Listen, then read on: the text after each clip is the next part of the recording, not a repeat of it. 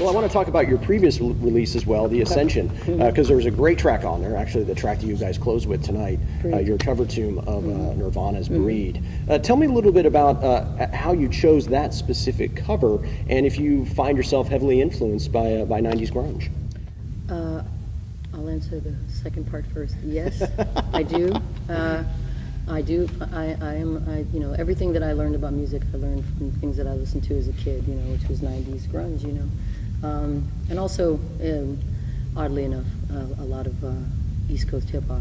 Strange, but. Okay, good combo. Yeah, I mean, I listen to everything. I mean, I got this really, like, smorgasbord of music and inspirations that I draw from, but Nirvana was really important to me. I learned about principles of music and what and how rewarding sticking to a principle is, where that's very rare in this world. I remember reading Kurt's liner notes stating that if you're a racist or a sexist or homophobic, don't buy our records. Right. And I just remember respecting that so much from somebody that, you know, didn't have to make that statement, you know. And so I listen to music sometimes before a show, and I used to listen to that song, Breed, their version of Breed, 70, 80 times in a row, just on repeat, driving the band crazy. And when it came time to write The Ascension, there was two bands that had most influence on me early on when I was a kid, and that's Rage Against the Machine. Amazing. And Nirvana. And so that it was a toss-up between those two bands. Is that okay? Do we do a, you know, because our management was like, Japan wants a cover, Japan wants a cover. The entire country. Everybody in there, you know, the leader of Japan called and said, we want a cover. Give me a cover. So I said, okay, fine. We've never done a cover. Fans have been asking for one, so why not? So it was a toss-up between a Rage song or this song, and I thought Rage might have been a little obvious, you know, and I don't think people would have seen, because we're a little political, and, you know, I do some similar rhythmic oration as say Zach does, but Breed seemed to be left field, and I thought it'd be a nice surprise. And plus, I thought the song itself was a good tribute to them from our standpoint, because it's got a strong bass line, we have a strong bass player, and so forth. So we did that song, and it's been a fan favorite ever since. I remember the first time we played it in Seattle. Wow. And I thought they were. You don't make it easy on yourself, do you? Yeah. Well, and I was a little, you know, I was a little nervous, because, you know, it was their town, you know, this is their band, sure, really, yeah. you know. And but I hope they understand, you know, and I told them, I hope you guys understand the purity of our intention. And we started with the guitar riff, and the whole place just erupted, and I thought they were going to rip it apart. Amazing. I mean, the floor was bowing.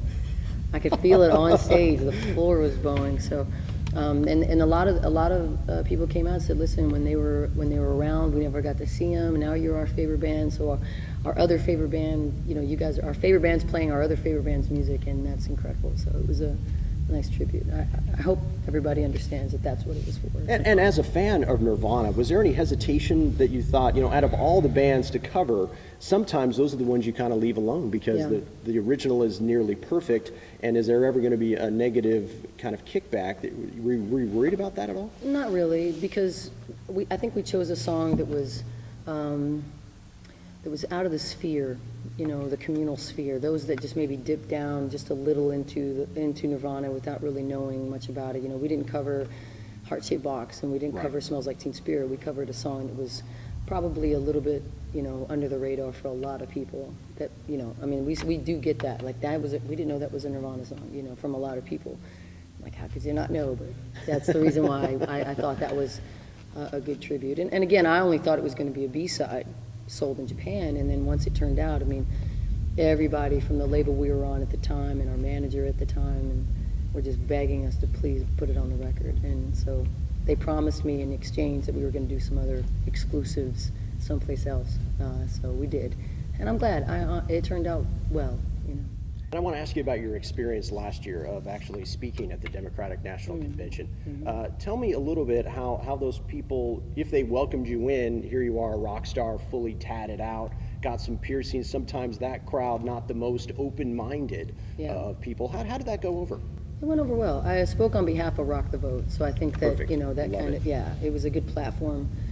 People weren't expecting, you know, Elton John to show up, you know. So I came out. What? He's not coming? Yeah, I know. Wow, surprise. I spoke on behalf of the disillusioned and the first-time voter, and that we'd gotten to a point to where this idea that my vote doesn't count is balderdash. You can't say that anymore. Even if you don't vote in the national elections, your vote in local elections definitely affects your life. It directly affects you, whether or not, you know, you have legalized medical marijuana in your community. That is, you know, that directly affects, you know, you if you go to the voting booth. So it went over really well. After it was over, in fact, I got the crowd going pretty good, because basically the speech was, if they stole the election in 2000, then those of us that didn't show up are to blame. If they stole the election in 2004, those of us that were silent are to blame. When we illegally invaded Iraq, those of us who were silent are to blame. When they were running up the national debt, when they were expanding government far beyond any, you know, liberal's wet dream, those that were silent are to blame. And now, after 8 years of that nonsense, and what, 9 months of Obama, everybody's blaming him for it. It's, you know, Yeah, we suffer crazy. from just ridiculous cultural and historical amnesia in this country. But it went over really well. After the speech is over and I got everybody riled and rallied up, and I went outside, and there were some bigwigs from the DNC, the Democratic National Committee, coming and asking me if I'd go speak at Kent State. Oh, amazing. And all these things, and I couldn't because we had tour booked. So I'm going to have to miss there's a march on Washington for marriage equality in October, and I'm going to miss that because we're on the road. So. Man, sometimes it's hard being a rock star, isn't it? Well, I prefer the word artist, my brother. There's plenty of rock stars out there. Not very many artists. We are speaking with Otep today, and I want to talk to you before I let you go about the video for Smash the Control Machine. You running around with a baseball bat, home run, Yes. I got to tell you. Thank you. Tell me a little bit about the process of putting together the idea for that music video. Well, it was directed and basically created by the amazing director P.R. Brown, and I've worked with him on Ghost Flowers, that video. I worked with him on the Confrontation video, worked with him on the Buried Alive video. He did the album art for Sevis Tra, House of Secrets, and The Ascension. And he's just worked with everybody from Prince to Manson to, you know, Seal to Otep to everybody. And so whenever he and I work together, it's always just Christmas. So we're talking about, he said he had this great idea about us being inside the machine.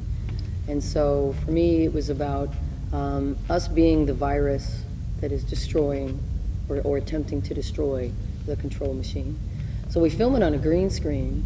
So I don't know what it's gonna do, and it's all a bunch of ad lib. Wow. And he's got this like $20,000 camera or something, just outrageous.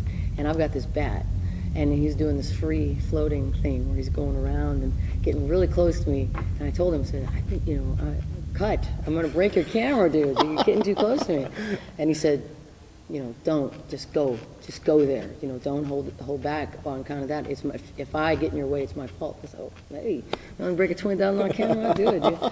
So yeah, swinging the bat, getting in there. I mean, it was really, filming a video is an odd thing because you don't really see much, and there's cameras everywhere, and they play it over PA speakers, and it is green everywhere. So it's all about pretty much your imagination, and you're hoping that, you know, there's not a crowd, there's no microphone there, you know, so I'm hoping that whatever I'm feeling is being given life outwardly, and that's always a tough battle for me because I'm not an actress, so I don't know the moment and scene, you know. But it was a lot of fun to do, and you know, he and I, you know, are at this point have just gotten such amazing chemistry together that, you know, there was only two edits out of the whole thing that we decided to change. Yeah, I was real proud of that. Fantastic. Well, we're going to check out the track right now. Otep, thank you for your time today. Thank you, brother. Appreciate you hanging out Thank you for inside of the having me. Less is More Lounge. Best of luck with the current tour with Five Finger Death Punch.